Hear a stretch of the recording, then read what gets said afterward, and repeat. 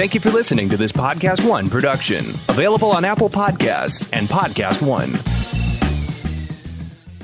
There is a place that is spoken about only in whispers, a dark area that spawns the beginnings of urban legends, a place where anything can happen and usually does. During the light of day, it hides just outside of view, but when the sun goes down, spirits, creatures of the night, roam free, and things do go bump in the night.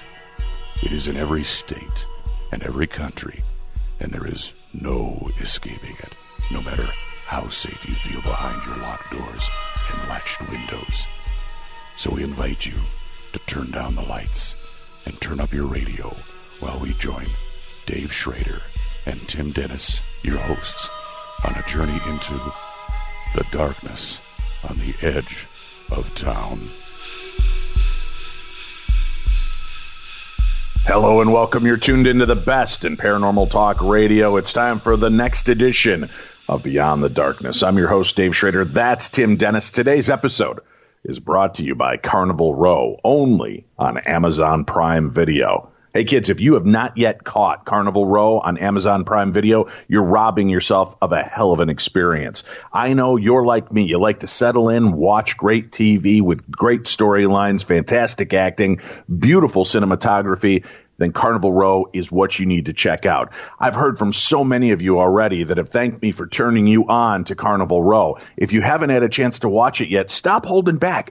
Go check it out. Carnival Row is a 1-hour fantasy drama series starring Orlando Bloom and Cara Delevingne, and it's set in a Victorian fantasy world filled with monsters, myths, and legends. It's an amazing series, and it's only available on Amazon Prime Video. Go check it out for yourself. Available now to watch in full, Carnival Row on Amazon Prime Video. Tim, we've got a lot of crazy stories to cover this week. Yes, we do. I've got I got this sent to me just last second, and I just had to share this because I thought it was a funny kind of story. Not really in the paranormal realm, but fits so beautifully and eloquently with the temper of the show. This is the headline. He spent his life pranking his family, and after he died, his family got him back in his obituary. An 82-year-old man known for pranking those around him got his very own comedic farewell in an unusual obituary this week. Connecticut native Joe Heller's life was described as one of frugality, hoarding, and cheap mischief, according to the obituary, written by his daughter, Monique Heller. Joe didn't take any prisoners when it came to his joking antics. That included his own mother. He named his first dog Fart so that if the dog needed to be called back home, she'd have to scream his name out loud, according to the obituary. Heller would frequent the Essex dump and leaves his family with a house full of crap, 300 pounds of birdseed and dead houseplants that they have no idea what to do with, according to the obituary.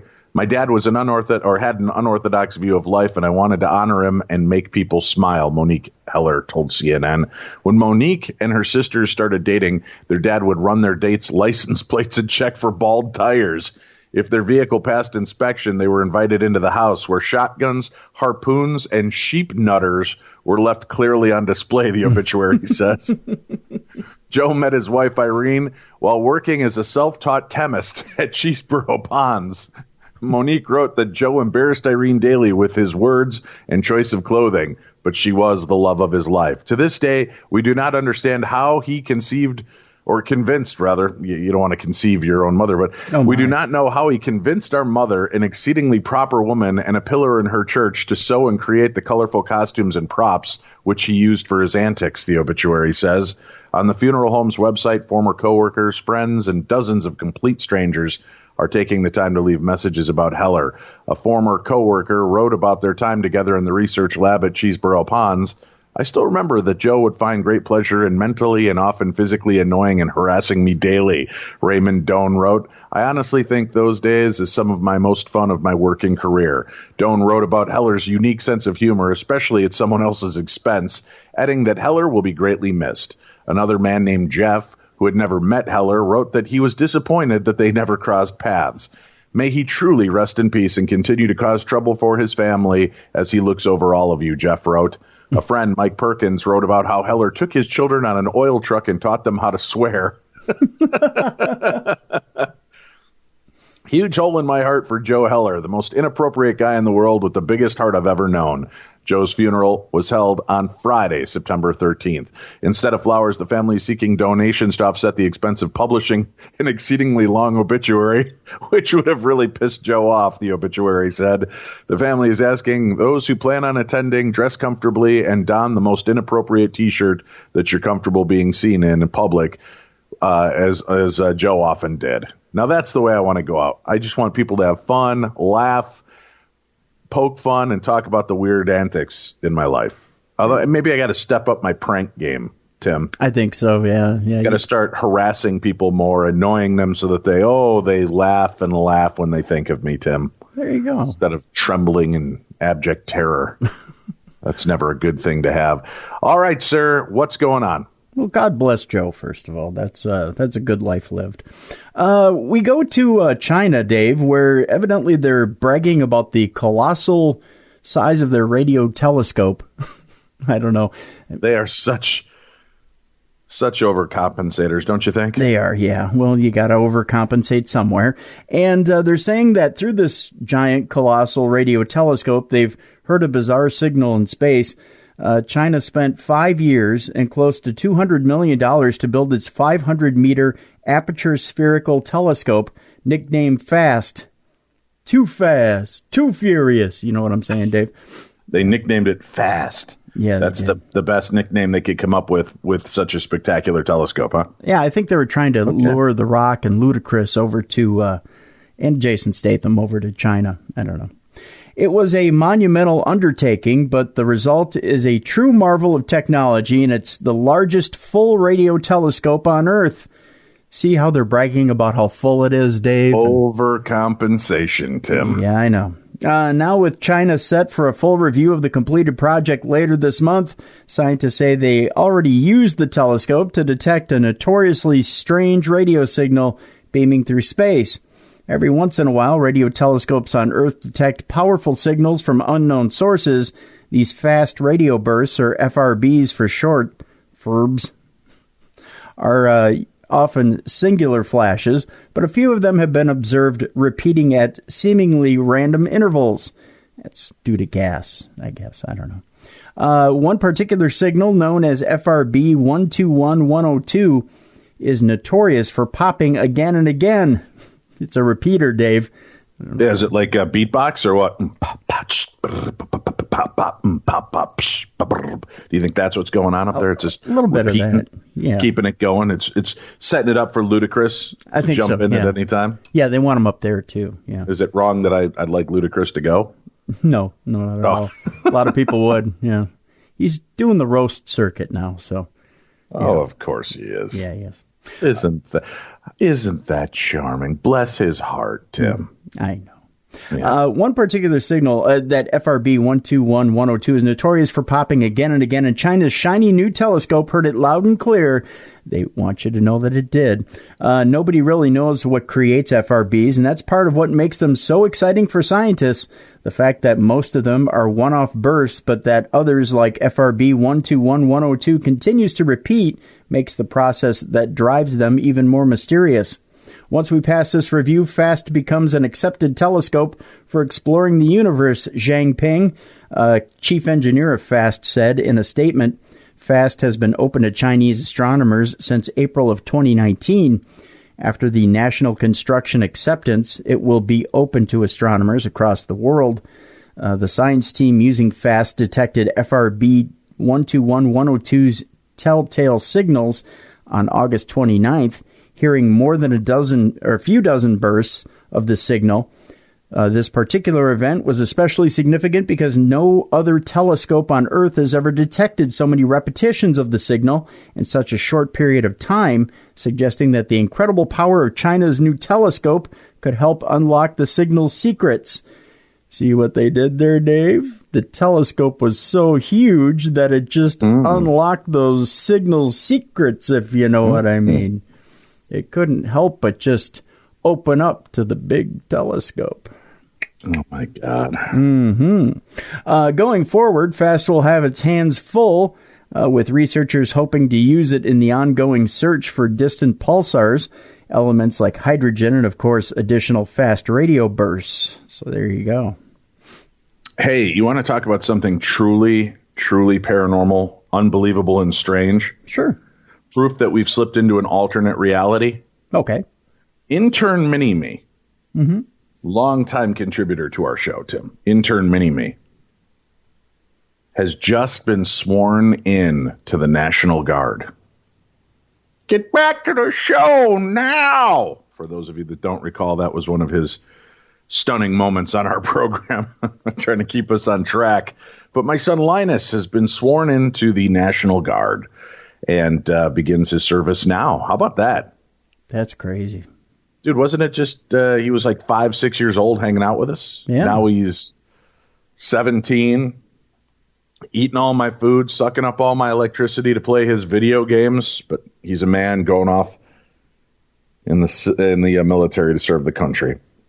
That's crazy. And it's a proud tradition. You know, I mean, my grandfather, his great-grandfather served in World War II. And my grandfather's brother Charlie served. My dad served. Biological father served in the Navy. My adopted father, of course, in the Army. My oldest son in the Navy. My next son in the Army. Now Linus in the Army National Guard. I'm the only slacker in the whole bunch. But I do want you to know, Tim, I did try out. I don't know, is that the proper term? I applied. I don't think it was a tryout. Yeah. It was America's Next World War Hero. Yeah. And I just didn't. I couldn't. No, I didn't beat the bathing suit part of the competition. I see. I see. Yeah. No, actually, I tried out, but because I dislocated my knees so many times, they spat upon me and said, "We have no use for you, you broken, wounded piece of trash." That's how it went down, just like that. Maybe I'm misreading it a little bit, but that was basically what it came down to. Is because I had bad knees that was really kind of unuseful. So unuseful? Non-useful? You were 4F. Yeah.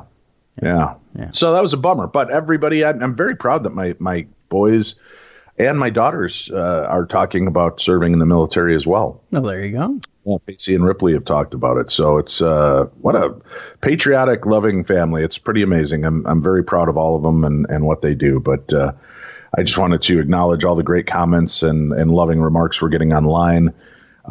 When I posted that from many of our listeners, and many of them talking about favorite little moments when Linus would pop onto the show and chime in with either a book review, a movie review, or just telling us, get back to the show now. You remember when he did that? I do, yes. Yeah. I don't know why I'm making him sound like Edward G. Robinson. He but sounded a little like him, yeah. Yeah, get back to the show, say, yeah.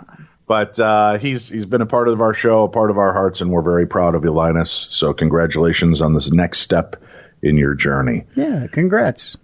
Speaking of next steps in the journey, Tim, I have a Parashare story to share. Okay. So this past week, Wednesday, I was flown out to an undisclosed location to meet with a reporter from TV Guide, Tim. Oh. Checklist. My bucket list is getting shorter, Tim. I get to be a part of TV Guide in October. How cool is that? Do they still print that? Yes, they do. It's print and it's online. So I'm pretty pumped. I'm actually going to go grab a copy. I don't even bother to hold out hope that we'd make the cover, but you never know. It is October. So that's true. Yeah. Anyway, boy, would that be a coup de grace. That means cup of grace, I think, Tim. Yes, it does. In Spanish. Yeah. Yes, we're going to do a little ghost hunt at a very famous location with the reporter, and she did her interview. And Alexandra Holzer and I, part of the Holzer Files, we were there talking about the experiences. And this reporter was a skeptic and ended up having two pretty profound experiences at the home without even realizing it. And she was one that brought him up. So it wasn't like we planted the concepts or anything. It was pretty cool to watch happen. So having had a chance to revisit one of the locations from this,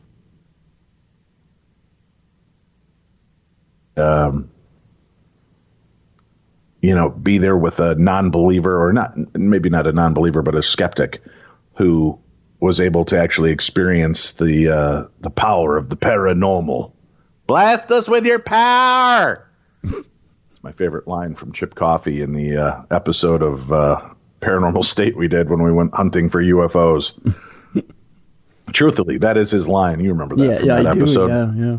Hilarious. But anyway, so that's going on. Big news broke this week. I don't know if you want to. I know self-serving. I gave you that news story, but I don't know if you want to mention that news story now, and that way we kind of dovetail it in, and then can move on through the rest of the cool news that we have for this week. You mean that story about that show about the superstars will never get on the show? I mean, it's so hard to get an interview with these people. I know. It is pretty tough. Yeah. Very, very hard to get booked, I've been told. I don't know how we'll ever get these people on the show. The Travel Channel announced about these people, the Holzer Files, this new show coming to the Travel Channel. We've tried hard to get them on the show, but I don't know how we'll ever get them to talk about this show. No idea. For the first time ever, it's a joke, people. For the first time ever, Travel Channel is exclusively reopening the case files of America's first ghost hunter, Hans Holzer, revealing the original recordings and documents from the paranormal pioneer's renowned studies. In the Holzer Files, premiering Thursday, October 3rd at 10 p.m. Eastern, that's 9 Central. I can't do the whole backwards thing to Pacific, Dave. I'm not good with that whole thing. But well, it isn't even that way. I've always thought it was. So it's like, it's 9 p.m. or 10 p.m. Eastern. That's 9 p.m. Central. That means it's 8 p.m. Mountain and 7 p.m. Pacific. But it's really not, because it might be like 9 p.m. Central, 10 p.m. Eastern. But in California, it's also 10 p.m. Oh, okay. Because they hear them in the States at those same time slots, across the country. So it's interesting. Okay, so 10 p.m. Eastern. A dedicated paranormal team led by, I think, the guy who's on this show, and not me, because I've never been on paranormal TV. So it'd be that Dave Schrader guy, led by that Woohoo, guy. That's me. That's that guy. Psychic medium Cindy, is it Kaza or Kaza? Kaza, Cindy Kaza. Okay. Good. And equipment technician Shane Pittman, I know that one, revisits Holzer's most captivating cases with the help of Holzer's daughter, Alexandra Holzer, and researcher Gabe Roth. The team picks up where Holzer left off to re-examine the terrifying hauntings that he dedicated his life to researching. Recognized as the father of the paranormal, Hans Holzer's legendary 4-decade exploration into disturbing hauntings like the Amityville Horror House helped spawn legions of supernatural enthusiasts, more than 120 books, and even inspired Dan Aykroyd and Harold Ramis to write Ghostbusters. In each of the series' 10-hour-long episodes, not 10-hour-long, but 10-hour-long episodes. It doesn't go for 10 hours apiece, Dave. I should, try and take a breath there is what I'm saying. Yeah, it's not a marathon show. No, just 10 hours back to back, but it is 10 1-hour episodes that will air every Thursday on the Travel Channel. Right. Broadway World should probably put in 10 1-hour in there. The team will cull through thousands of Holzer's recently discovered documents, letters, photographs, and chilling audio and visual recordings dating back to the 1950s. Using his findings, team members track down recent developments from each haunting and head back to the location to reinvestigate with a fresh perspective, harnessing their own research skills and expertise. The discovery of these case files is huge, said Matthew Butler, general manager of Travel Channel. We're excited to share Hans's original findings with our viewers. His groundbreaking studies inspired generations to continue to influence pop culture to this day.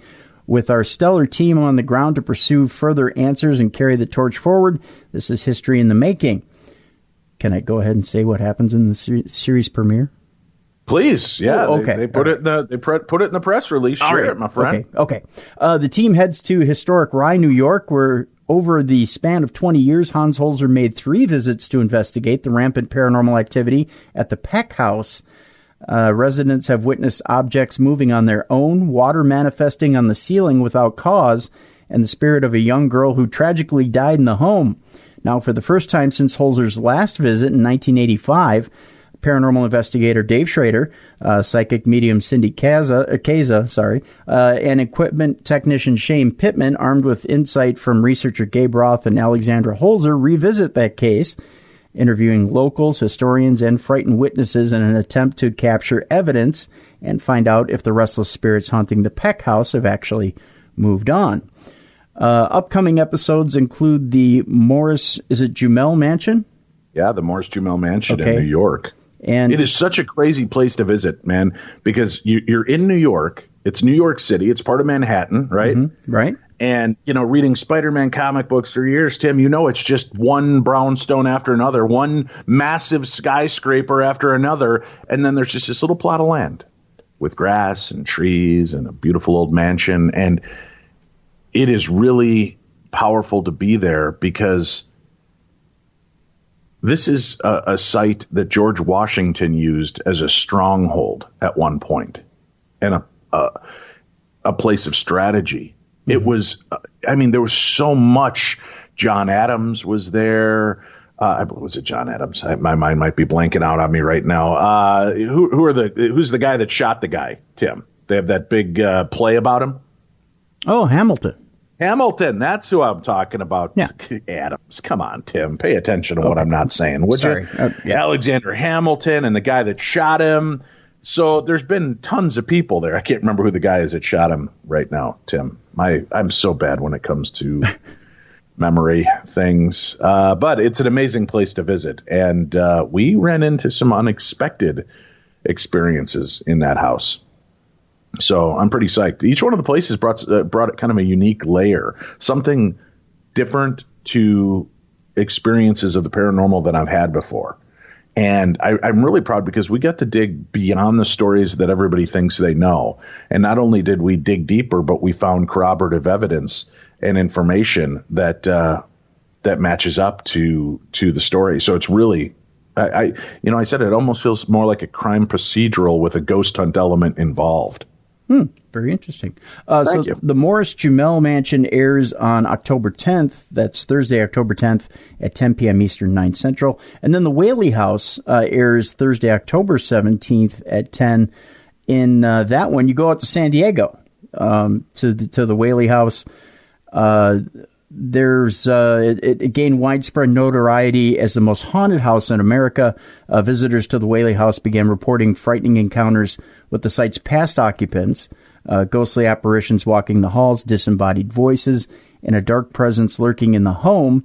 Hans Holzer investigated these assertions with psychic medium Sybil Leek, recording contact with both the Whaley family and a 19th century thief reportedly hanged on the site of the home before it was built. Yet Holzer always felt that there was more to reveal, a darker, more powerful entity. And with that, Dave and the team will conduct an all-new investigation in an attempt to capture more undeniable evidence of Holzer's original findings. They soon find a dark presence that may be dangerously influencing the living and trying to fulfill centuries-old vendetta there.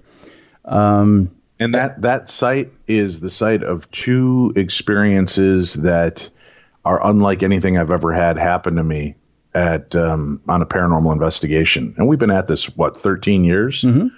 And I've been to a lot of haunted places, a lot of places with crazy activity and big stories.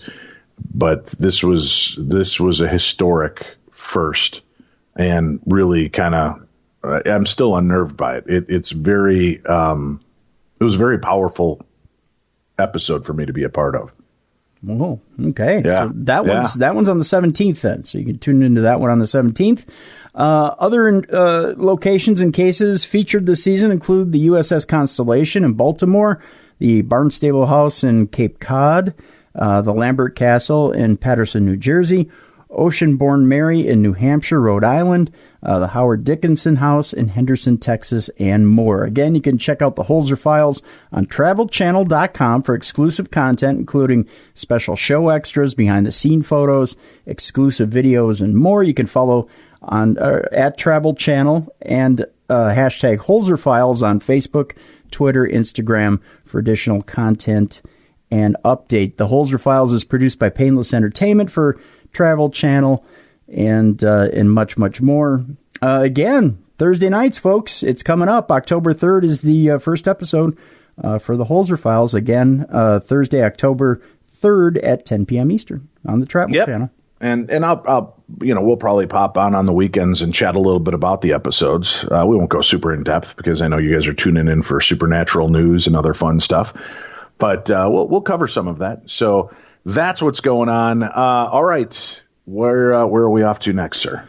An underwater observatory inexplicably went missing from the bottom of a bay, and scientists don't know why. Yeah. An underwater laboratory disappeared one night last month, and scientists have no idea what happened. I say wild party. That's where I go with it. Really? Yeah. Well, I'm thinking underwater aliens. Oh, I mean, sure. If you want to, I want to try to use logic. I know. Yeah, if you want to use logic on the deal, I went wild party. The Bacchus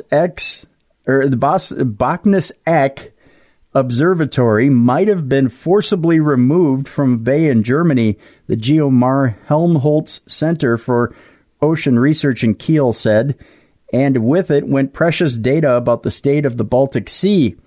Data transmission from the underwater sensors suddenly cut out one night in August, Geomar said. When divers went to investigate at the observatory site, they found nothing but a shredded cable that once anchored it. See, wild party, Dave. Just saying. It could be that. Or do you think that, it's just like an underwater beach ball for some sea serpent playing around with it down there? How'd you like to be the guy that parked it and forgot where he put it? Or mermaid volleyball. Oh, mermaid volleyball. I like that. Yeah. I mean, just the imagination runs wild. I like your idea as well, though. I kind of like that. Oh, stop it. Stop placating me, patting me on the head.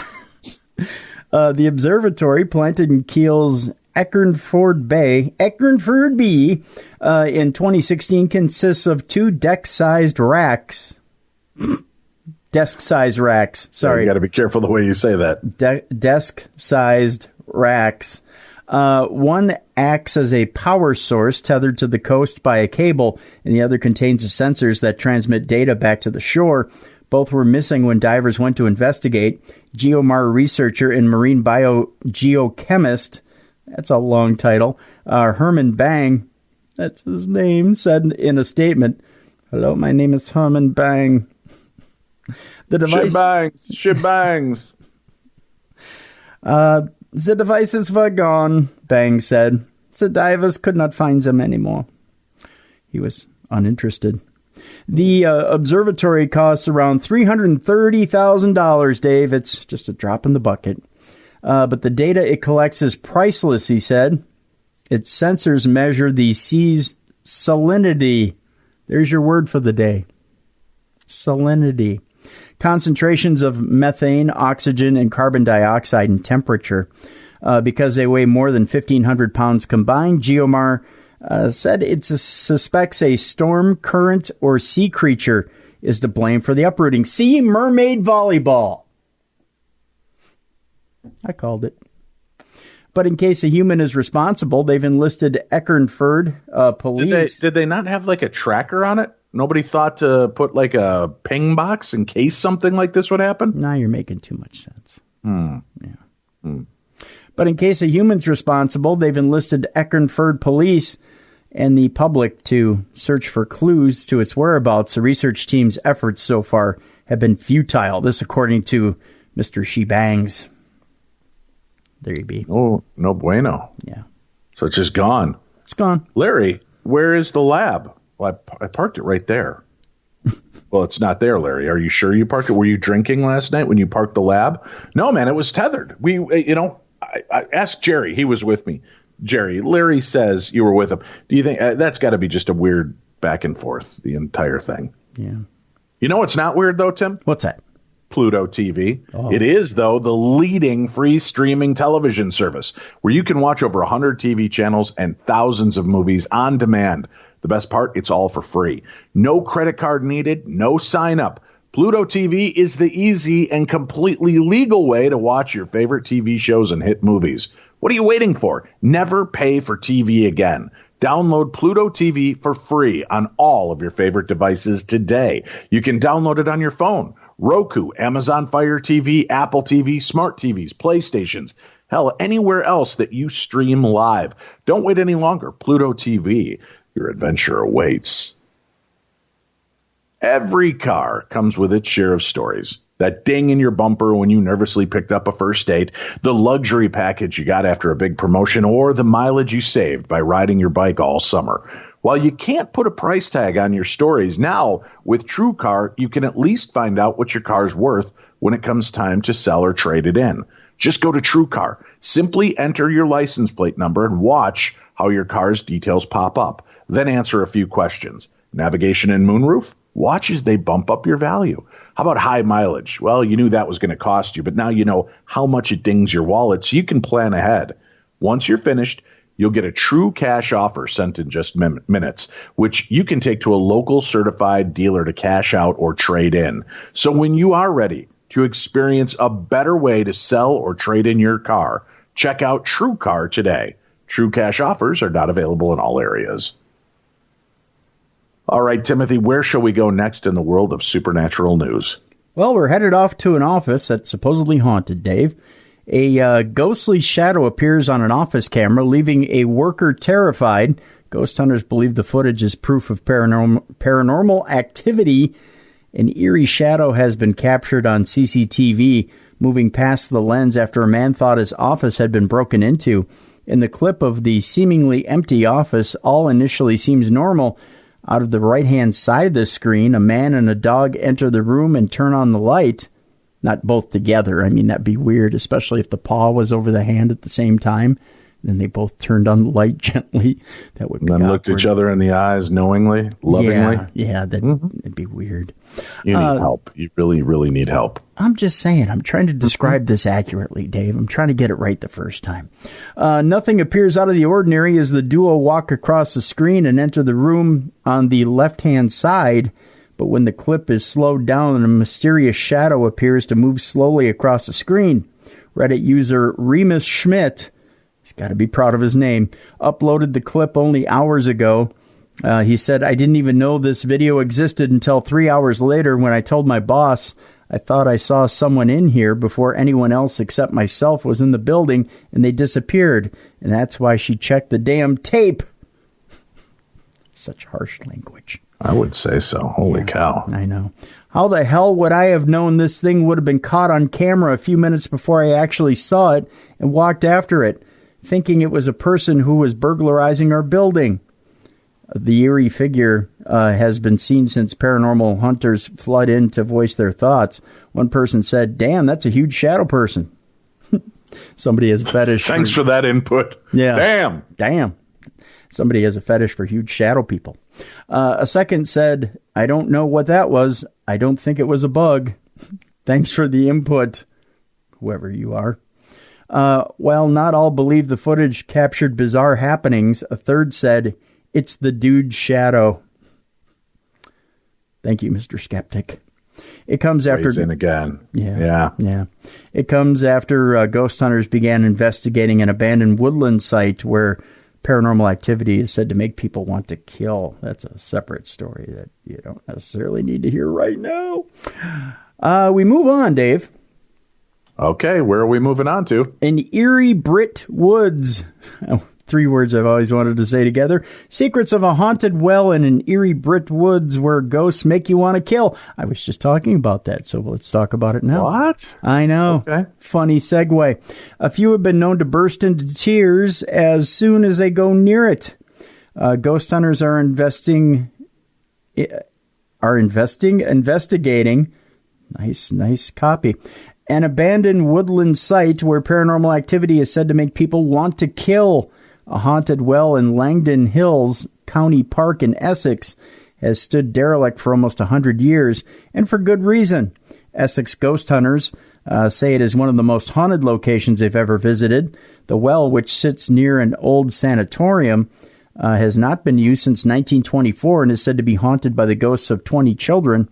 It was first sunk in the 1900s by businessman Edwin Cash, who attempted to source local water with high mineral content and potential health benefits. He went on to bottle and sell the water to local chemists and stores before his company went under just a few years later.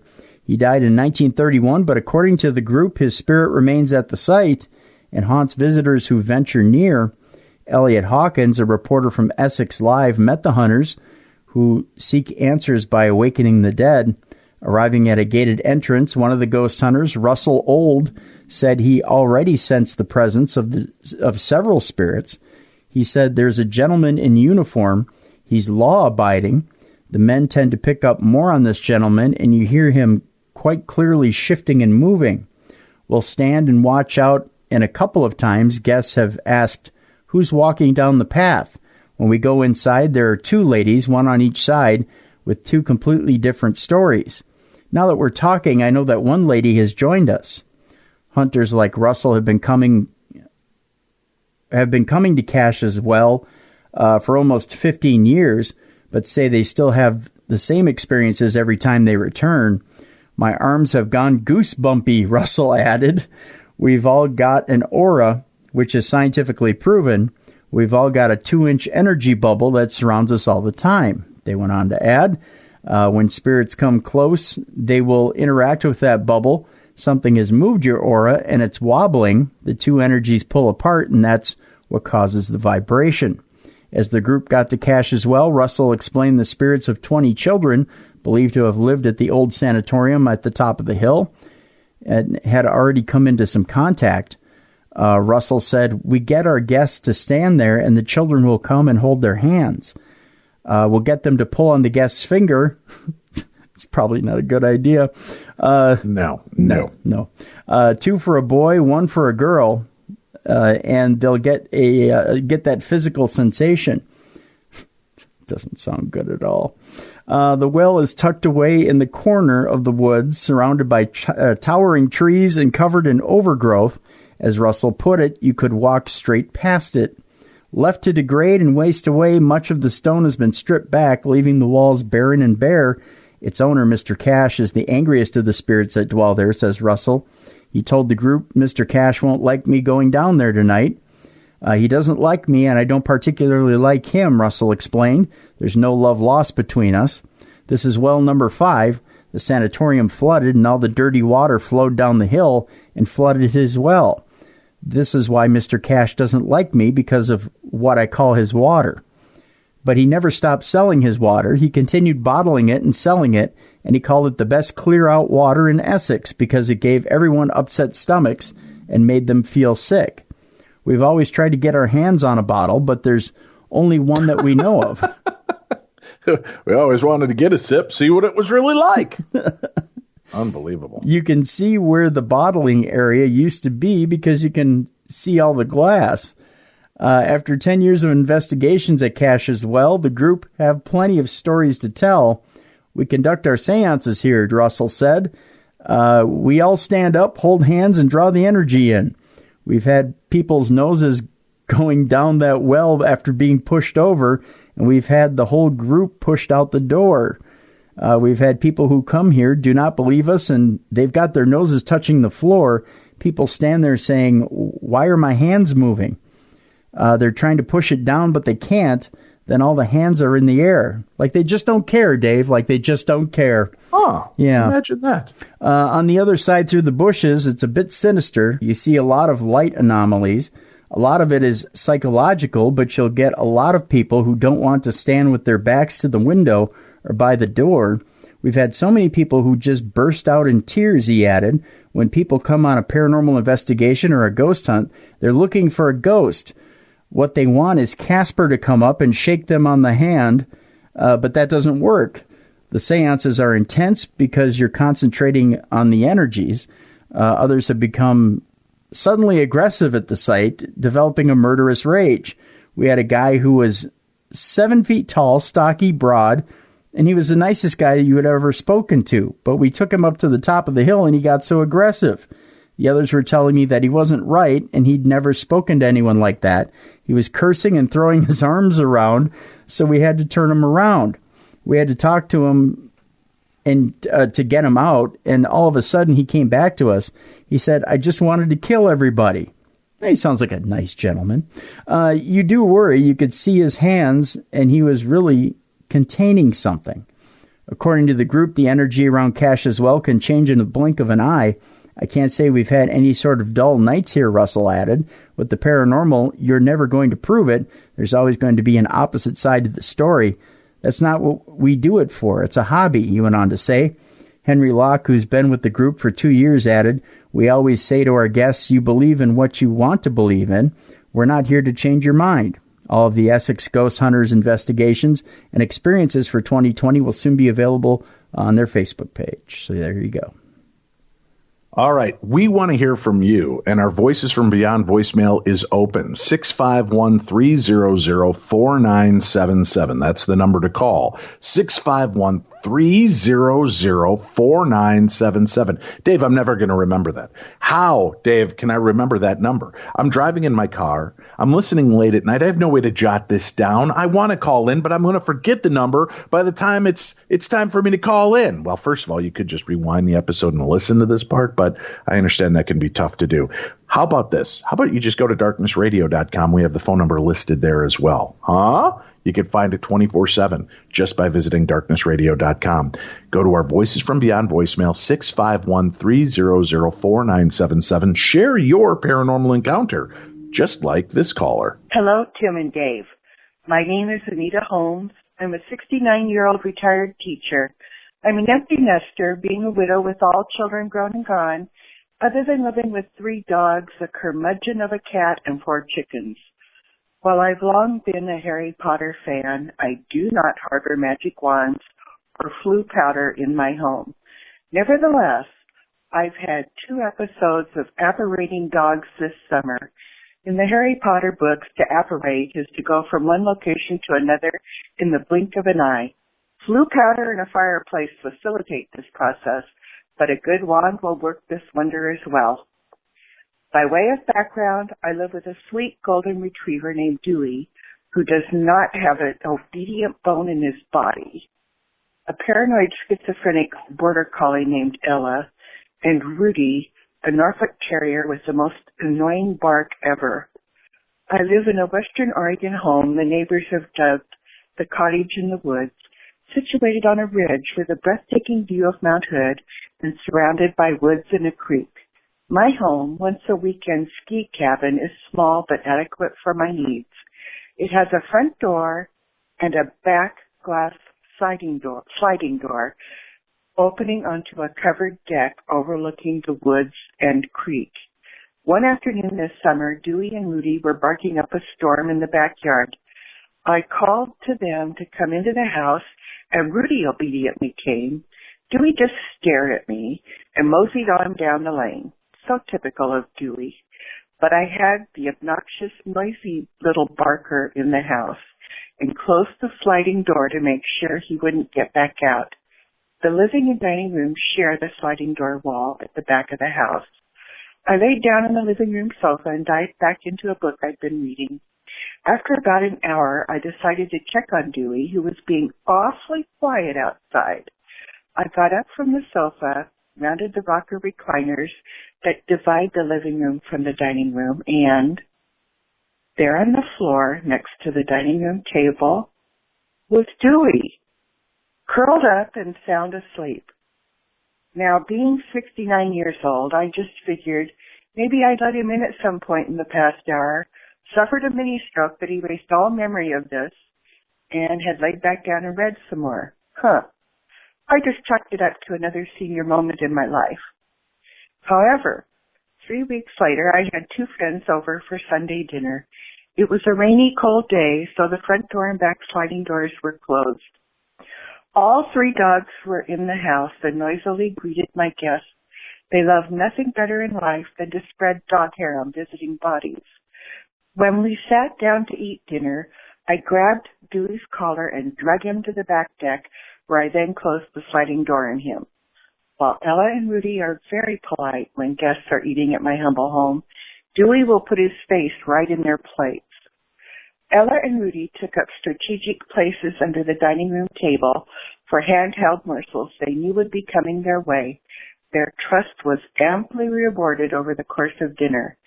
After dinner, we retired to the living room to gab. My 2 guests sat on the sofa, which has a view of the sliding door and back deck. I sat in a rocker recliner facing away from the sliding door and view of the deck. After gabbing away for a few minutes, one of my guests got a startled look on her face and, pointing to the back deck, said, "How did Ella get out there? Who let Ella out? When did that happen? We were just feeding her under the table." I turned to look, and by golly, Dooley and Ella were side by side on the back deck, staring back at us through the sliding door. And no one had let her out. In summary, may I just say, what the heck? Thank you for the opportunity to share in your fascinating program. Keep up the good work. Very cool. That's how easy it is to be a part of the show. Just give us a call. Voices from Beyond, 651-300-4977. You can leave up to a 3-minute version of your story, or if it's longer than that, just call right back and continue telling your story. Tim will put them all together into one big story to share right here on the best in paranormal talk radio. This is Beyond the Darkness. Wow, I am blown away by how many of you have reached out to me regarding Carnival Row. I told you, and you guys love it. I wouldn't steer you wrong. Listen, there have been a lot of shows out there that have come and gone that have tried to get the right pacing, the right story, the right connection of fantasy, and it usually fails.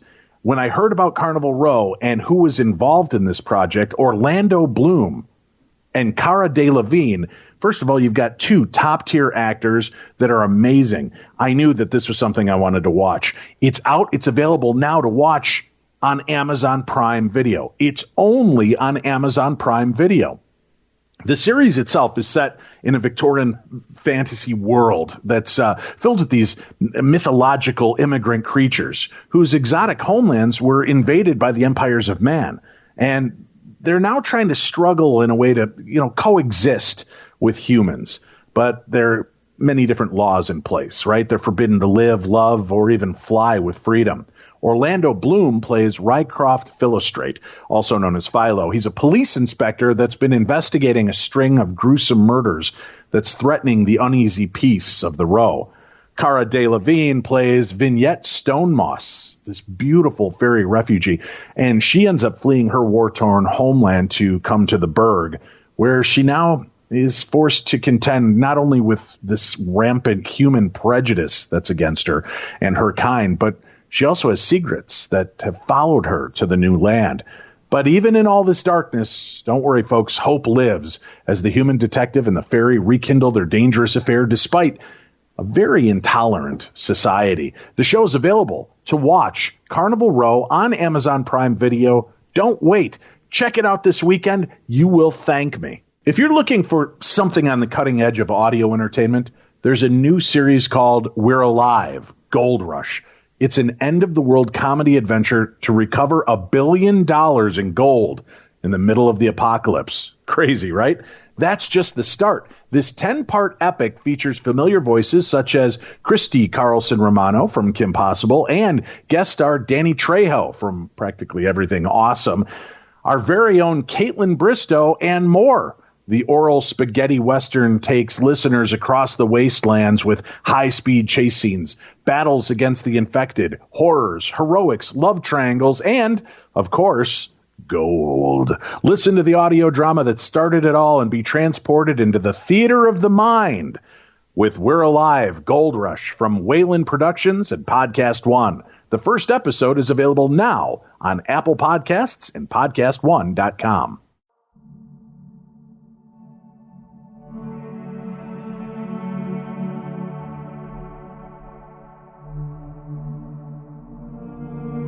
Beyond the darkness.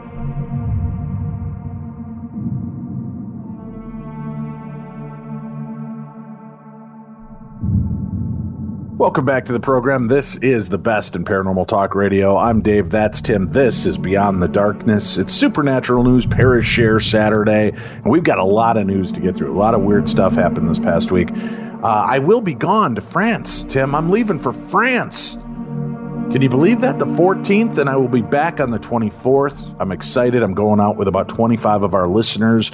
We're going to the Phantoms of France tour. We're going to see haunted spots, visit very cool locations, hopefully come into contact with a couple of the spirits of France. We're going to be going down to the catacombs, Tim. Do you want me to try to sneak a skull back for you from the catacombs? Sure.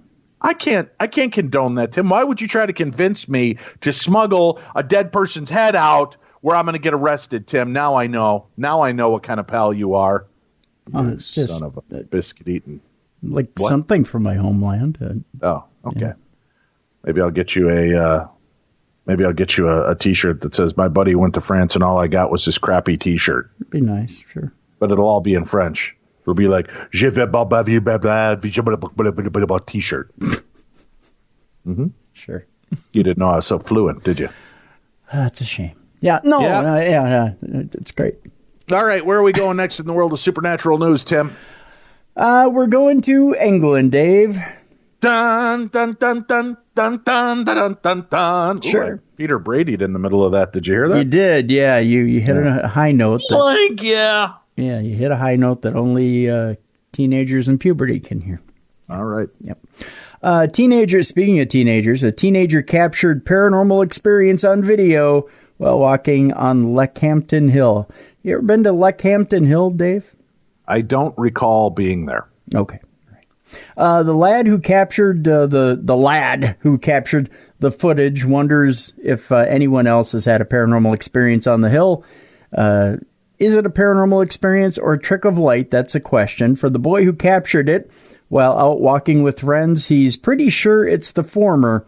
14-year-old Noah Edwards and a group of friends were walking a dog not with Leckhampton Hill. That'd be a lot to pull around. Walking a dog on Leckhampton Hill earlier this summer when they encountered the eerie phenomenon caught by him on film. He said it was only... I'm sorry, the eerie what? Phenomenon. The eerie what? Phenomenon. You said eerie what? Phenomenon. Do you know what a disappointment it is to listeners, Tim, when they tune in to Midnight in the Desert and somebody uses the word phenomenon and I don't do that? They said they feel dejected and they don't understand how hard it is to not do it. It's like an OCD thing for me. I do mute my microphone and say it out loud. But I try to bring different aspects of the Dave. That's me, Tim. I like to refer to myself in third person, the Dave. I like to bring different aspects to each show. And on that one, I try not to be as neurotic and OCD as I am on this one. Oh, okay. So there we go. Now I got it out of my system. Thanks. I've been needing to serve that up for a while, and I've been doing it quietly with my mic off. But now I was able to let my freak flag phenomena flow. All right. Yeah. All right. Got it all out now? You're good? I do. I feel better. I feel better. Okay. All right. Okay. Mm-hmm. All right. So Edwards and a small group of friends were walking a dog on Leckhampton Hill earlier this summer when they encountered the eerie thing caught by him on film. See what I did there? He said it was only when he was watching the video back later when he thought what he had captured looked strange. One night while walking on Leckhampton Hill, a boy managed to capture a video image of a strange shadow flying towards his friend, and then it disappeared. A group of 4 teenage boys were walking one of their dogs. One of the group was videoing another throwing the ball for the dog. When he returned home and reviewed the footage, he was rather taken aback as to what he saw in the video. 14-year-old Noah Edwards of Cheltenham said, "We were out walking the dog and messing about, really. There was no real reason I was taking a video. I was just taking a video of my friend. What I saw, or what I thought I saw, was bizarre. It could be anything. I think it was paranormal. It is a bright light that disappears as soon as it touches my friend's head. Basically, I would like to see what people think and see if anyone else has had any similar experiences." Noah showed his mother the footage, and she agreed that what had been captured looked a little strange. The mother, 45-year-old Kathy Edwards from Cheltenham, said, "Noah showed the video to my husband and I. We thought it was weird. You don't dismiss things. There are a lot of things that we do not understand," she went on to say. They did not see or notice anything at the time, and I thought, oh my gosh, how interesting. It would be interesting to see if anyone else has had some similar experiences. just going on to see if it says Gloucester Paranormal Investigation Services carried out investigations and are aware that there are many factors that could lead to things appearing on camera when there is very simple explanation for an odd light or shadow on video. Gloucester Paranormal Investigation Services lead investigator Ed Francis said, I have consulted with the other lead investigator, Paul Cowmeadow, who has the most interesting last name of anybody in this story, and we both feel that it would be hard to comment on it being paranormal as there are so many other factors in play. With a skeptical mind, we would say more clips or longer video time would be helpful. Getting someone to breathe at the location when it is cold and see if it is captured on the footage like what was captured could help us debunk. We feel it could be someone breathing due to the image being close near the camera. We would also consider other factors on the night, such as weather conditions, and it would have been good to have had longer footage to watch. In our own opinion, it would have been inconclusive to whether it is paranormal activity or just natural occurrence. There you go. Well, I don't know. Kind of a convoluted story, I got to be honest with you. Mm-hmm. Not quite sure what happened, how it happened, why it happened, but it happened nonetheless, Tim. There you go. I've never written this down before. That's how this email starts, Tim. Okay. And they wrote it in one ginormous paragraph. So it's gonna be a bit of a struggle to read. So if you could do me a favor, folks, when you send me these, break them up. Feel free to break them up. One giant paragraph's very hard to read, but because I'm a consummate pro, Tim. Yes. Here goes nothing. Okay. I've never written this down before, but I was talking to a friend about paranormal experiences we've had, and they encouraged me to write in to you. I've lived in several haunted spaces in my life. This is just a recounting of incidents that happened in the house I grew up in. There was nothing about the house that would lead you to believe it was haunted. It was built in the mid-1960s, and my parents purchased it from the original owners. The neighborhood had an odd feel, like a staged TV neighborhood. Our house was on a park that no one in the area dared go in after dark. Sometime around when I was in middle school, I started noticing things in our house. Little shadows skittering around. We didn't have cats, but visitors would ask if we did because of the shadow rushing past their ankles. Then I started seeing a man in the basement. The house was a single story with a large finished basement. The stairs to the basement were immediately to the left as you came in the front door. And there's a door at the bottom. It started with little things like the basement door being wide open after being sure of closing it, or the basement light being on in the middle of the night. Then I started seeing a man in a white shirt crossing by the basement door. I could never see him long enough to really know what he looked like except for the white shirt, and that really stood out. He never came upstairs. He would just walk past the open doorway. Without telling anyone what I saw, 2 other people who came to the house described the same vision. A man in a white shirt walking past the basement doorway. Soon after he started showing up, the shadowy figure began showing up as well. My parents both worked as drug and alcohol counselors. I had heard people recovering from meth addiction describe shadow people before. I had assumed they were a hallucination. When I would see them in the house, they were easy to dismiss as just a shadow of my imagination, since I could never really look directly at them. They would peek out around the corners or rush out of a room that you were entering. They didn't seem to be confined to the basement like the man, but they definitely seemed more comfortable down there. I didn't tell anyone about that because there really wasn't anything to tell until one day when I was hanging out with a friend of mine after school. It was almost the end of the school year, and it was just starting to get really hot outside. So we decided to watch TV and do our homework in the basement, where it was cooler. The basement was sort of U-shaped around a large furnace room, a bathroom and a bedroom on the left, the laundry room on the right, and the large TV room in the middle. There's no way to get from the laundry room to the bathroom without going through the TV room where we were. While we were doing homework, I got up to use the restroom. While I was washing my hands, I heard my friend talking. I heard her say something like, "Ha, stop being such a weirdo." When I came out of the bathroom and asked what she was saying, she looked petrified. She grabbed me by the wrist and said, "We need to go outside right now." She practically pulled me up the stairs and onto the deck before she would say anything. She was afraid to even look at the windows to the house as she talked to me. She told me she thought I had pretended to go towards the restroom, but had actually gone the opposite way into the laundry room to prank her. She said a figure my size, but all in black, kept peeking around the wall at her. We didn't go back into the house until my mom got home and begged her to go with us to get our backpacks from the basement while we screamed the whole time. For a while, nothing happened more than the odd glimpse of something out of the corner of my eye. Then one night, a woman came to the door. She had gotten the address wrong and meant to go next door for a Bible study group. Most of the neighborhood was Catholic. There's a church and school on the block. I told her she was probably looking for our neighbor's house, but she stepped right in our house anyway. My dog Teddy, who didn't like anyone who wasn't familiar to him, didn't bark or growl at her either, and she immediately got right in his face to pet him.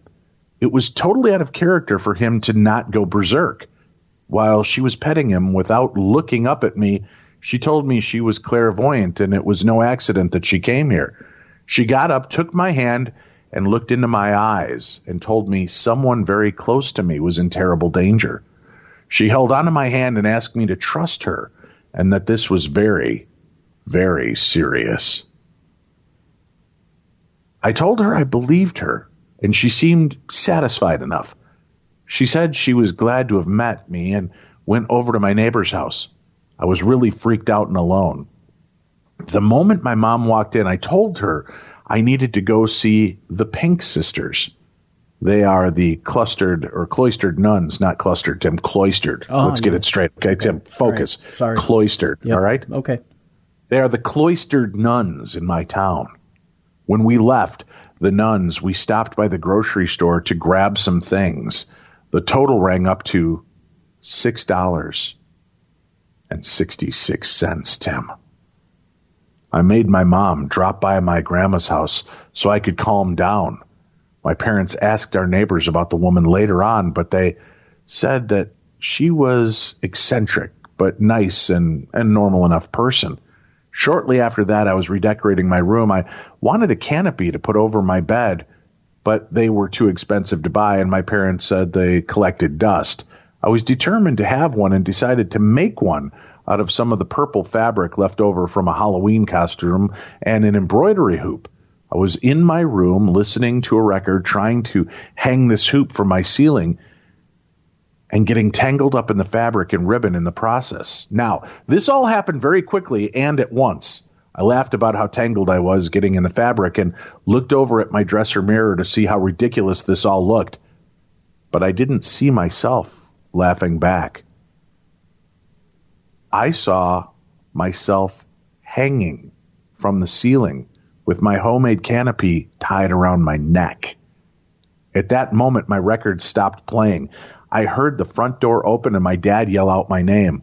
I threw the fabric off me and quickly went to the front door. Nobody was there. There was no car in the driveway. And then I heard the record needle drop and start playing at the same part of the song it was playing before. The record didn't end and restart. It was as if the needle was picked up and then dropped. I waited outside for my parents to come home. After that, I started using any excuse to stay away from the house as much as I could.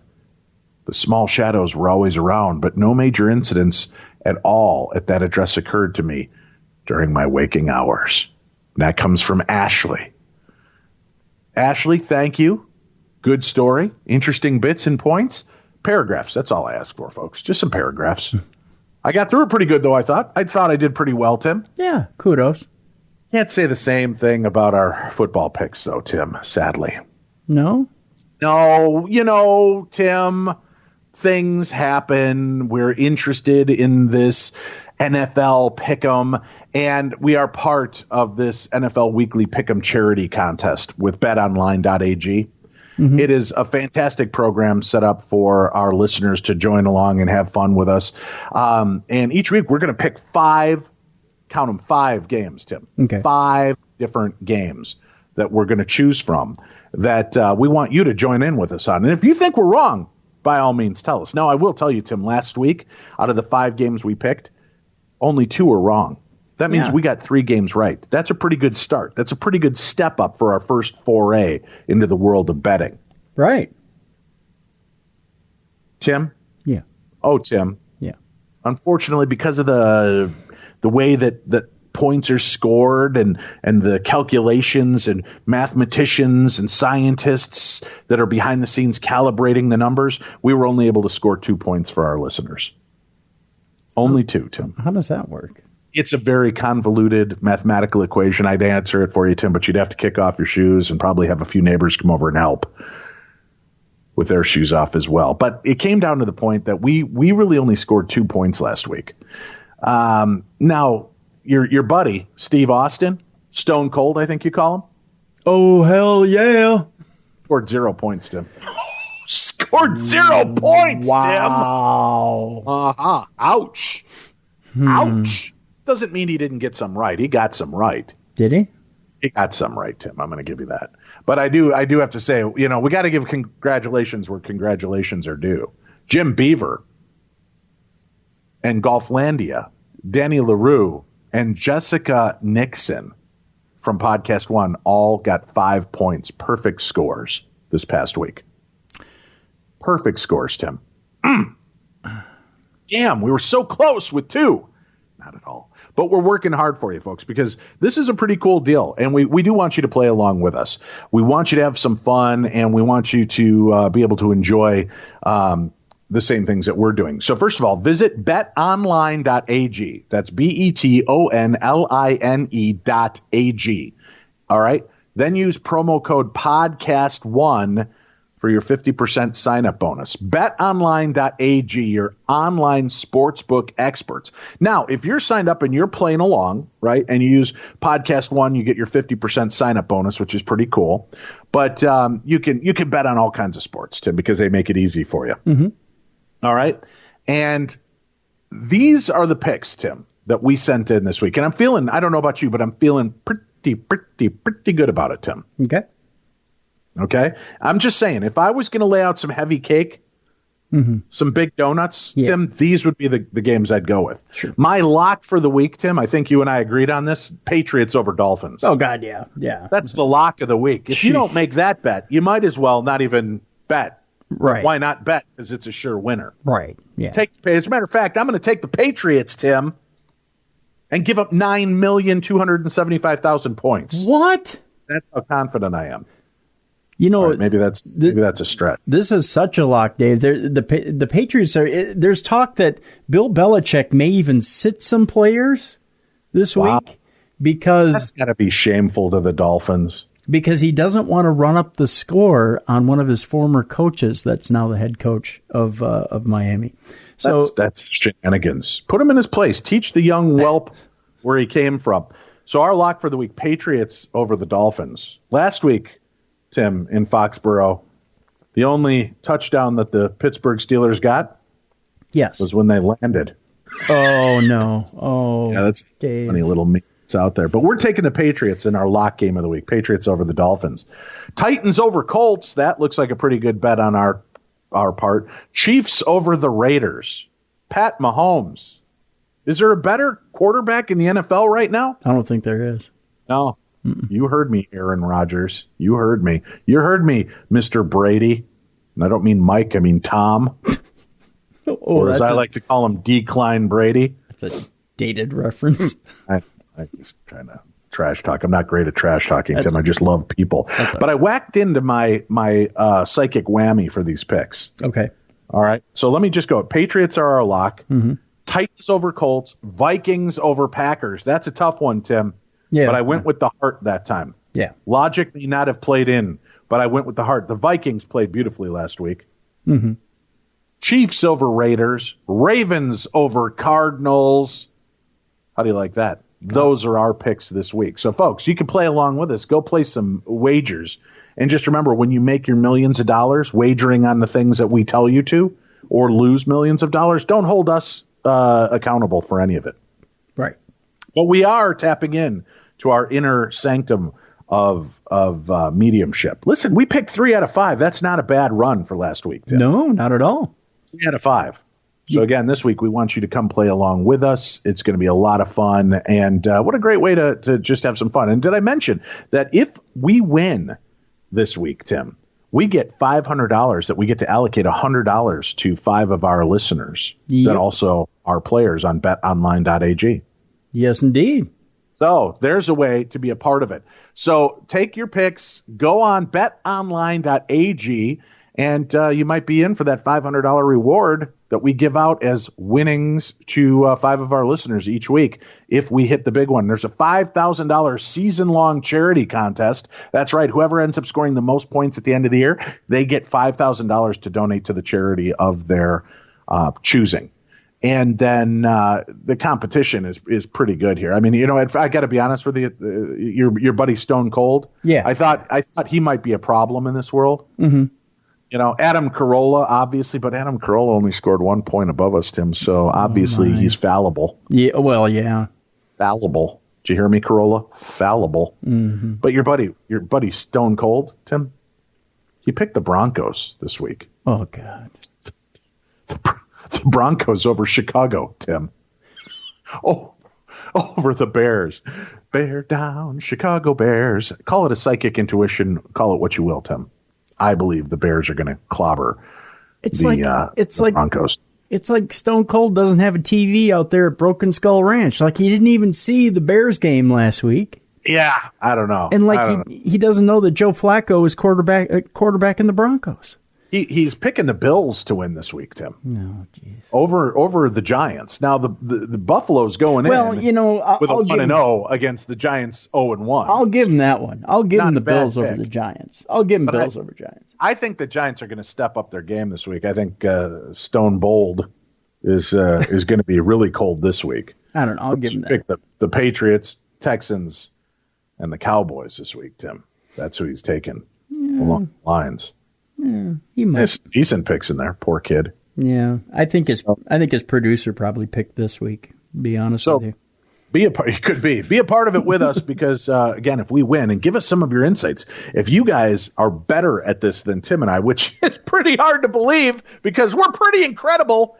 But if you're better at this than we are, send us in your picks for each week. Let us know what you think. Maybe Tim and I will root through it. Explain to us why we should pick the teams that you choose. And maybe that'll help alter this. Because remember, if we work together, the army of darkness and your leaders in the illustrious force of darkness, Dave and Tim, in case I couldn't figure out who that was, Tim. Oh, yeah. If you work along with us, $5,000 up for grabs for our favorite charity. Plus, every week we win, we get $500 to give away to our listeners. So, listeners that are playing along with us on betonline.ag, I should point out. So, help us out. Email us your picks every week. You can do that to tim@darknessradio.com or dave@darknessradio.com. We'll look into that. But go check out betonline.ag. Use podcast1 to get a 50% premium. It's great. Go check it out. All right, let's get back to some supernatural news. Tim, what do we got next? Well, Dave, a woman's house is haunted by the ghosts of Jack the Ripper, who burns Bibles and attacks her in her sleep. Evidently, he's very busy. Very busy. Should be Jack the Douche Ripper. Well, he's not. Came out really. It sounds horrible. Yeah, really. when you put it that way. Yeah. It's evidently Massengill's in trouble if he's the douche ripper. Yeah. Can you erase that part? Can you beep it out? I feel weird having said that now. Well, maybe I may keep it in post. I'm not sure. Gaynor Issett's Thuggish Home Invader. Wow, that's a long title. Gaynor Issett's Thuggish Home Invader has made her home into a terrifying haunted hell, and no one can get rid of the spirit who talks in a Cockney accent. I kind of want one of those for the home now. I'm not going to lie. A woman who has lived in the same house for 36 years says she's repeatedly been attacked and tormented by a ghost calling himself Jack the Ripper. Gaynor Issett said she has even been dragged out of her bed by her ankles, punched and whacked around the head by the thuggish spook. Okay, now I don't want one. The terrifying tale has convinced paranormal... I thought you like getting whacked about the head. Well, every once in a while, but, just to keep myself awake at night. I hardly even know you anymore. Yeah, I know. The terrifying tale has convinced paranormal investigator Mark Vernon that it's the real Jack the Ripper, and he's back on the attack in Leicestershire. Mr. Vernon discovered the evil entity 6 months ago when he went to explore the Ripper's latest alleged target in Bronstone.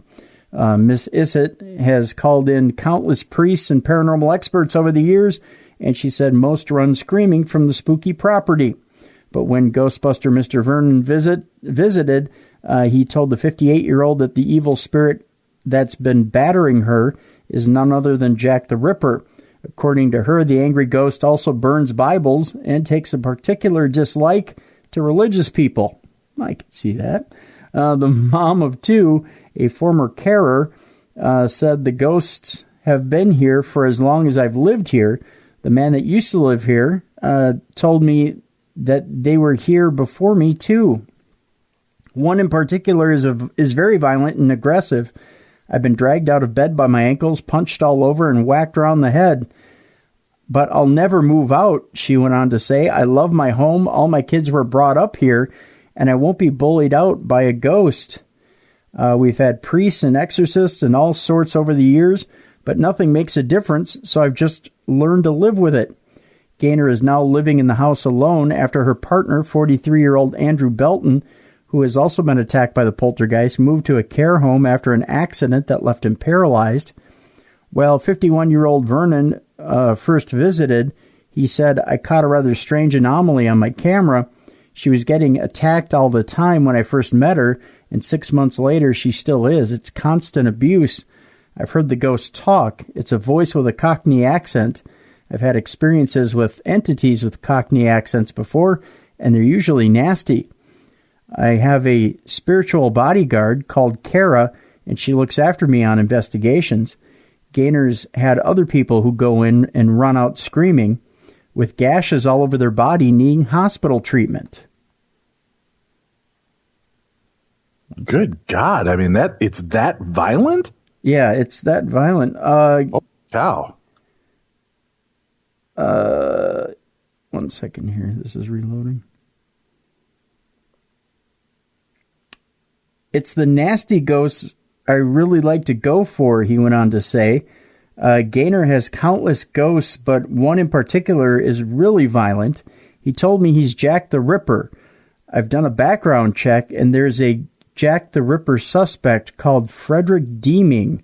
He was executed in Australia, but he's from the Leicestershire area originally. Frederick Bailey Deeming has lived close to Gaynor, as did a man called Robert James Lees, who was a spiritualist who worked for Scotland Yard investigating the Ripper murders. Lees came into a lot of money after the killing stopped, but he never talked about the investigation. Deeming, meanwhile, was hanged in Australia, having confessed to murdering his wife, and is still widely regarded as the main suspect in the Whitechapel murders. But poltergeists do like to lead you on and tell a few fibs. I'm planning to go back to the house with a full team next time, he went on to say. I don't deal with fakery, but I have been to Gaynor's before, and I can tell you 100%, or I can say 100%, she's genuine. I feel sorry for what she's gone through. I've never seen a house with so much activity going on. I know of people who have come out of there, not just with scratches, but with gashes on their arm. This is one nasty ghost. It could be Jack the Ripper. It could be a relative of his, or it just could be a spirit telling lies. Yeah, it could be like Chet the Ripper. Yes, could be Jack's idiot nephew. Could be a cousin.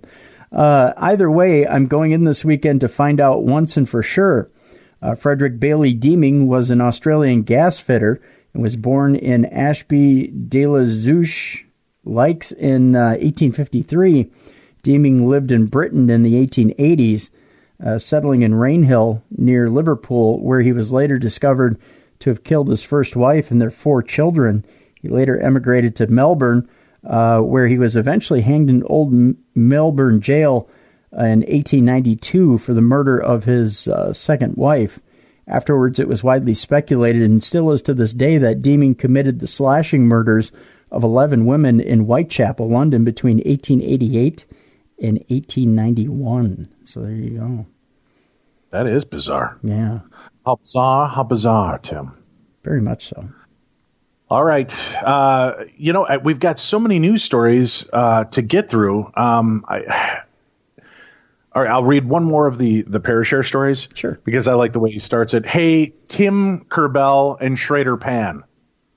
Let's ride this train of thought and see where it takes us. Recently, I found out that there's such a thing as future life progression, and I'm having a hard time understanding how it fits in with past life regression and time itself. In past life regression, you can see where your spirit has been. You peer into a period of time that's definitely in the past, in hopes of bettering whatever complications you have in the present.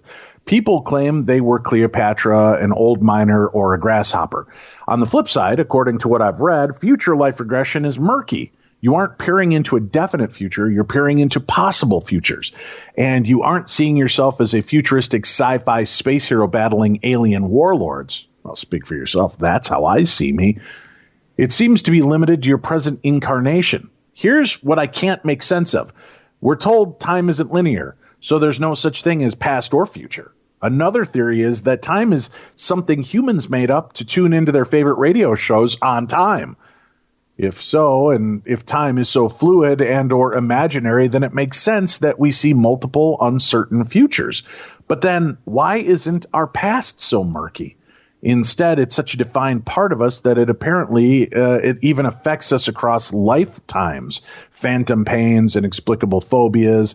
Past life regression is reliable to the point that we even use it for therapy, for different hypnotherapists will coax out the same past experiences from the same person. Why is the past so hard-coded into the cassette tape of the universe? Shouldn't our past also be shifting, full of weird distorted noises and flying sausages like a Steel Panther music video? If time is fluid, then who we were should also be shifting, which means who we are today should also be shifting. The timeline and reality itself should be shifting all around us. So maybe time isn't so fluid. Maybe under certain conditions, it gunks up like that hard, crusty stuff in the corner of your eye, and that's where we live. Maybe that makes time real. Or maybe only the cassette tape is real and we should pray no one records over us. That comes from Dean from Los Angeles, the city of devils, he says. It's an interesting thought. Yeah. I'm not sure what the thought was, Tim. There was a lot of thoughts. It seemed like somebody high eating peanut butter and bananas and just kind of free-flowing conversation with himself. And somehow you and I got tied into it. You became Tinkerbell and I became Peter Pan in his little weird twisted realm of consciousness, Tim. So maybe if we just both slowly back away from this letter and go to another news story, he won't get affected and attack us later. It's probably the best. Hey, Dean, thanks a lot. We appreciate the email. Yeah. Cuckoo. No, I kid. Yeah, it's interesting. What is time? Time is on my side. That's what the Rolling Stones told us. That's for sure. Yeah. I don't know. I don't think time is on our side, though. That's what Mick used to say. Yes, it is. All right. What's our next supernatural news tale? Well, Dave, dark, shadowy figures and floating heads. This creepy Fife Castle is one of the UK's most haunted places. We're about to tell you about it. Balgony Castle, I believe it is just outside of Glenrothes and is said to be home to an intimidating spirit. Aww.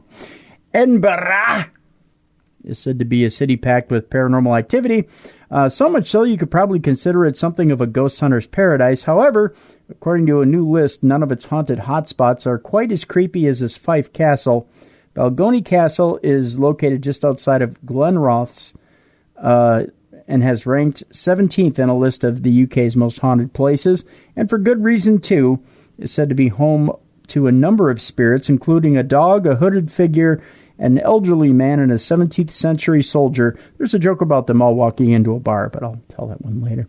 A visit there is also said to throw up some unusual experiences, the sound of mysterious voices, the sight of floating heads, and the feeling that you're being watched.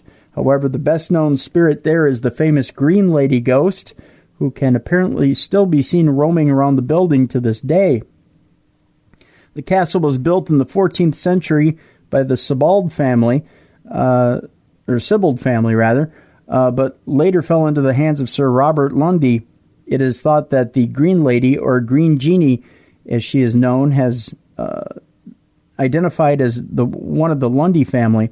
She has been seen walking past windows on various occasions and is even known to stalk the surrounding grounds. Bad news for residents of the nearby Milton of Balgony. According to the website Higgy Pop, I love his music, by the way, Higgy Pop. Very good stuff, yeah. Wild One. Was that Higgy Pop? I believe that's Higgy Pop, yes. Yeah. Who put the super spooky most haunted list together. The castle's owners, Stuart and Kelly Morris, have encountered a number of strange goings-on down the years. At one point, Kelly felt like someone was touching and breathing on her, and they say the things that got so bad that she even considered moving out. Balgony Castle, which was visited by both James IV and Mary Queen of Scots, is a new entry on the list. It even features higher up than any of Edinburgh's most spooky sites. Greyfriars Kirkyard came in at number 55 on the list, while Edinburgh... Yeah, I've been there. That's a crazy place. Yeah? Yeah. While the Edinburgh Vaults placed at number 42, it says here, but we reckon, I would never use that sentence in real life, they're still creepy enough to frighten the life out of you. So there you go. Very cool. All right, where are we off to next? Next, hunters recall unique encounter in the Taos Mountains. We go to Taos, New Mexico, where close encounters of the alien kind are happening in the Taos Mountains, with a question mark. 2 New Mexico hunters are still trying to make sense of what they saw. A rare sighting in the Taos Mountains turned an opening day hunt for elk into something out of this world. Bow hunters Josh Brinkley and Daniel Lucero say they were hunting on Pot Mountain. I've been hunting on Pot Mountain a few times, Dave. I'm not going to lie to you. Yeah, this story would have a lot deeper meaning if it wasn't taking place on Pot Mountain. Exactly. With 2 guys up there. Yeah. When they encountered what they believe were extraterrestrial beings, they definitely look more like spacemen than your ET-looking aliens, says Josh Brinkley. Brinkley says the first day of the hunt, he spotted what he thought were 2 hunters. We have little shapes on the right and left side of them, oversized heads and kind of black torsos, Brinkley said. Then the next day, both men came across what looked like a movie set. I thought it was like a base camp or something catering, Brinkley says. As they drove closer to the 100-foot structure, the road just dipped down a little bit for a couple of seconds and then gone, Brinkley says. The movie set theory quickly changed. There's no way a truck or trailer pulled it away. It just doesn't disappear like that, Lucero went on to say. The men say the experience has opened their eyes and changed their belief about aliens. It actually happened to a couple of guys who really don't believe in much, Brinkley said. The hunters did report the sighting to the National UFO Reporting Center. The director says they do believe the report is credible. So there you go. Right there on Pot Mountain. Yeah, sign me up. Yep. There was this haze that came over the mountain, man. And we saw some lights, and we were really hungry. And then there was catering. Yeah. Kept hearing what sounded like the crinkling of a nacho bag, man. All right, where are we off to next? A new study claims that extraterrestrials may have visited Earth in the past. A new study refutes claims that there are no extraterrestrials or intelligent civilizations on other star systems within the Milky Way. The question is, do extraterrestrials exist? This question has haunted the human civilization for hundreds of years. The earliest known sightings of an unidentified flying object, the alleged ship of visiting aliens, was recorded on 14th century BC in ancient Egypt. Since then, other accounts of UFO sightings and ET encounters have started to emerge in different parts of the world throughout human history. To date, the internet is teeming with traces and so-called evidence of visits from our otherworldly guests. However, since disinformation is rampant online, it's quite challenging to pinpoint genuine proofs from hoaxes. Back in the summer of the 1950s, famous Italian physicist Enrico Fermi and his colleagues were discussing UFO reports over lunch when he was quoted asking, "Where is everybody?" Herbert York, an American physicist and friend to Fermi, claimed that Fermi's fascination with these unearthly beings led him to conduct a series of calculations on the probability of Earth-like planets, the probability of life given on Earth, the probability of humans given life, the likely rise and duration of high technology, and so on.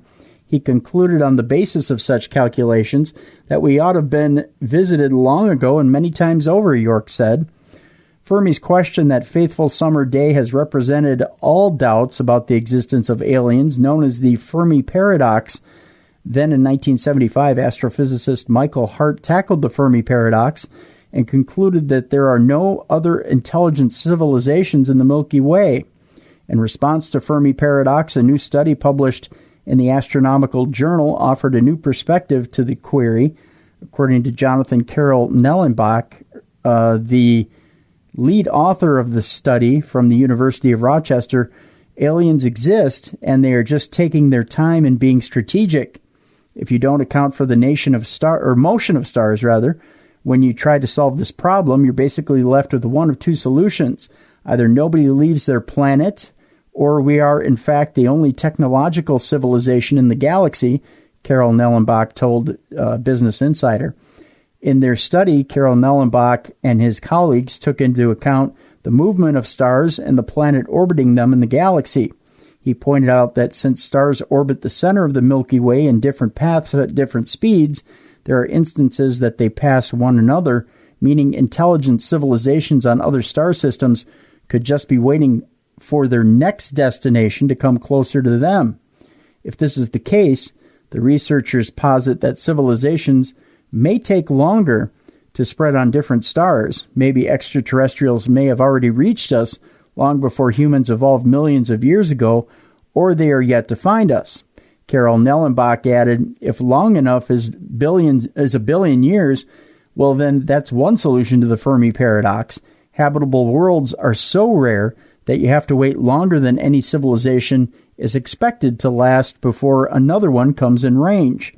In their model, the researchers tried to eliminate many sociology as they could. According to them, modeling the galactic spread of alien civilizations becomes problematic due to predictions based on human behavior. However, Carol Nellenbach and his team found that even with the limitations of human sociology, the Milky Way could still be filled with settled star systems. He said every system could be habitable and could be settled, but they wouldn't visit us because they're not close enough. Currently, astronomers have already detected around 4,000 exoplanets. Unfortunately, none of those planets host life, but the University of Rochester researchers said that our galaxy has over 100 billion stars, with 10 billion believed to be Earth-like and could be hosting life. They argue that Hart's claim that there are no extraterrestrials in the Milky Way is like looking at a pool of ocean water and finding no dolphins, then deciding that the entire ocean has no dolphins. Also, the team claimed that not because we haven't found concrete evidence that otherworldly beings visited Earth, they were never here. Since Earth is already 4.5 billion years old, an alien civilization may have already come here millions of years ago when humans have not existed or evolved yet. There's also the possibility that extraterrestrials have already found our planet, but just decided not to visit. Despite lack of proof, Carol Nellenbach thinks that scientists should not be discouraged by the silence of the universe.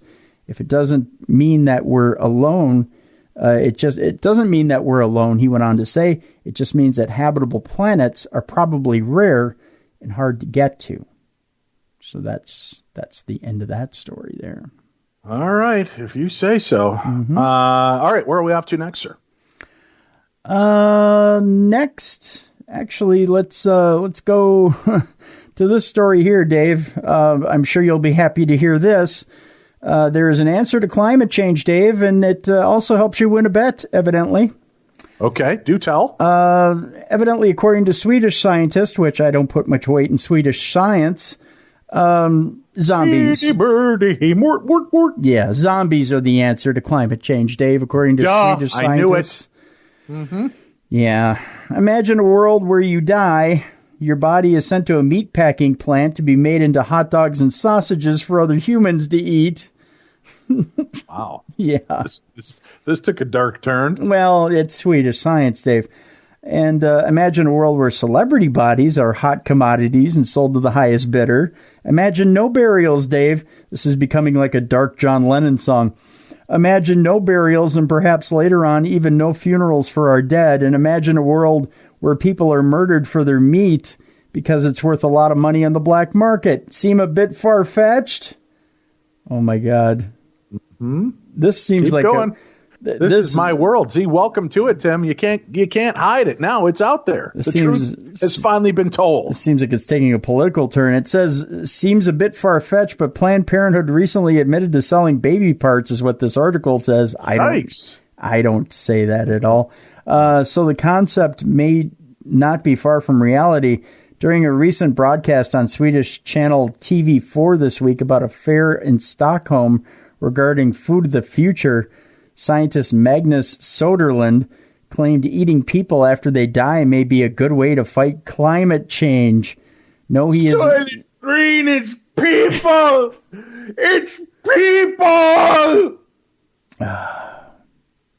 You maniacs! You blew it up! You blew it all up! That's kind of his role, wasn't it? Just to come in at the end and kind of scream out the obvious. That was Charlton Heston, for those of you that don't know. Yeah. Soylent Green and Planet of the Apes, not to be confused with Planet of the Green or Soylent Apes. Mm-hmm. It says here, no, he isn't joking, that eating people after they die is a good way to fight climate change. During the upcoming event titled Gastro Summit about the future of food, he will hold the seminars to discuss the possibility of eating people in order to cut down on greenhouse emissions. According to his research, the main problem with the idea is the widespread taboo of eating human flesh, and said that conservative attitudes could make it hard to convince Swedes at large to take up the practice of cannibalism. It's not only taboo, it's not healthy. Mad cow disease, what happens when cows eat cows? Yeah, brain disease caused in humans when eating human brains. Deer get chronic wasting disease. Sheep get scrapie. Prion disease are no joke.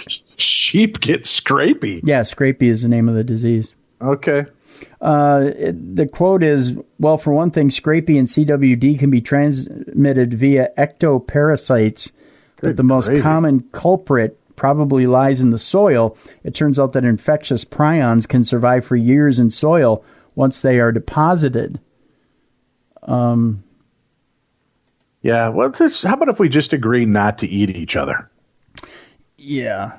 Although I bet I'm tasty because I'm filled with like Twinkie cream and McRib sauce. I'm already like pre-basted inside. It says here, in short, a human may host a range of prion infections. Some not making their presence known for up to 15 years after infection. This alone could be a turnoff, let alone the very concept of eating someone's cousin should have you running. Yeah, so you have a bunch of different prion infections like sitting in your body. So yeah, it's not a good idea to be eating other people. No bueno, senor. Yeah, it's bad, very bad. Very, very bad. All right, where are we up to next? Next, Megan Fox recalls her paranormal experience during the shoot of a horror comedy, or during the horror comedy Jennifer's Body. Megan Fox, who starred in the horror comedy Jennifer's Body, has some psychic experience to share with everybody out there. In an interview with Variety, the Transformers actress revealed her paranormal moment when she was shooting for Jennifer's Body. You're not supposed to say this about yourself, but I'm really psychic, E! News quoted the actress as saying. At that time, Fox was rising to fame, and she was followed by the press, even on film sets. She revealed that during a particular shoot, she was required to walk into a lake wearing nothing but nude panties and pasties. To maintain her privacy, the crew cleared out the woods in the surrounding area, but something still felt off to Megan. I had a pretty strong intuition, and I looked exactly in the direction where I could feel the energy and the focus of a stare, of a lens, of a something coming from right across the lake. And I was like, there's something over there, she recalled. And so here we go. I get into the lake, I do the whole scene, and then sure enough, I was on set, and my agent called, and he was like, okay. And I knew by the tone of his voice that something was wrong, and he was like, so there was a photographer, she said. Immediately after this, Fox flew back home for a break. She informed that all media attention made her feel overexposed and hunted. Fox felt violated, but returned to the set to continue filming in the sometimes challenging conditions. So there you go. She automatically knew that there was a photographer there psychically. Excellent. And good on her. One last one here, Dave, and then we're done for the day.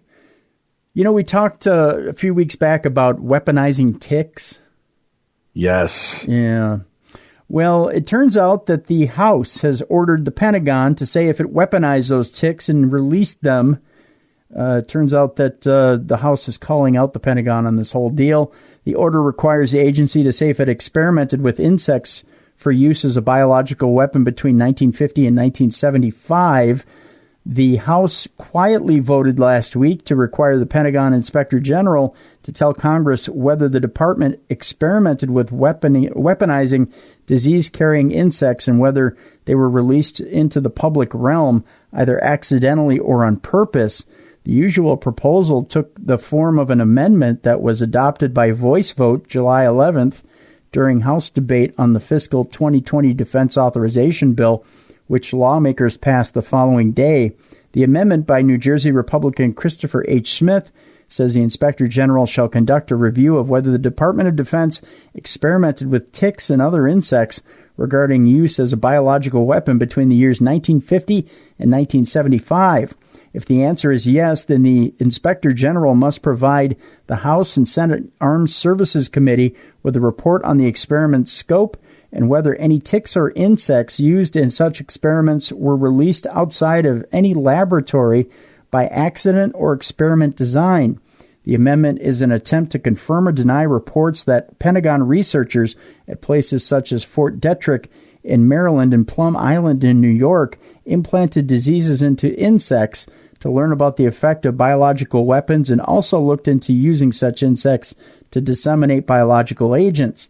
President Richard Nixon banned U.S. government research into biological weapons in 1969, but research into protecting U.S. military personnel from such agents may have continued.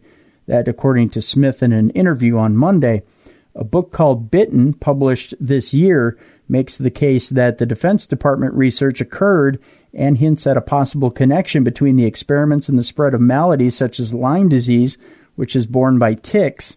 To Smith and other advocates of the Pentagon IG report, studying the past may provide data that can help stem the spread of Lyme disease in the future. Between 300,000 and 427,000 new cases of Lyme disease occur each year, with further growth expected in the years ahead, said Smith, a founding co-chairman of the Congressional Lyme Disease Caucus, which advocates for greater awareness of the disease and for more funding for research into a cure. We need answers, and we need them now, Smith said. Smith's amendment was co-sponsored by Minnesota Democrat Colin C. Peterson, who is the House Caucus other leader, and by Maryland Republican Andy Harris. Pat Smith, president of the Lyme Disease Association, said in an interview Monday that she is hopeful that the IG report could provide information that could save lives. We need to find out, is there anything in this research that was supposedly done that can help us find information that is germane to patient health and combating the spread of the disease, she said. It remains to be seen whether Congress will send President Donald Trump a defense authorization bill with the weaponized ticks amendment.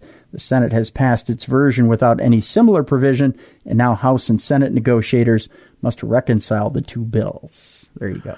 It is chilling. I just did an interview with Chris Newby. She's the author of that book, Bitten, The Secret History of Lyme Disease, Biological Warfare. It's chilling, man, to hear this. We've covered this on our show in the past, and you talk, what does this have to do with our type of programming? You talk about deep, dark conspiracy and what scientists put our own people through. It's pretty remarkable. And did you know, dude, there's an iteration of this tick in Texas. If it bites you, It's in like the Southwest down there. If it bites you, you can get anaphylactic shock from eating meat. Really? Yeah, it's like the Lone Star tick or something like that. Yeah, I wish I could remember more of it. I'm a little off my game right now, but we just did this episode the other night on Midnight in the Desert. You can find information over at midnightinthedesert.com. Click on Chris Newby's name from the other day, and you can find info on her book. But folks, read it. There's a lot of maladies out there that are being misdiagnosed, and that's why medications and treatments aren't working, because they are treating the wrong things. But if you want, you can subscribe for Midnight in the Desert and hear that episode as well. Creepy stuff. Very, very creepy stuff. Well, that's it for this week, kids. Thanks a lot for tuning in and being a part of the program. You've been listening to the best in paranormal talk radio. That's Tim. I'm Dave. This is Beyond the Darkness.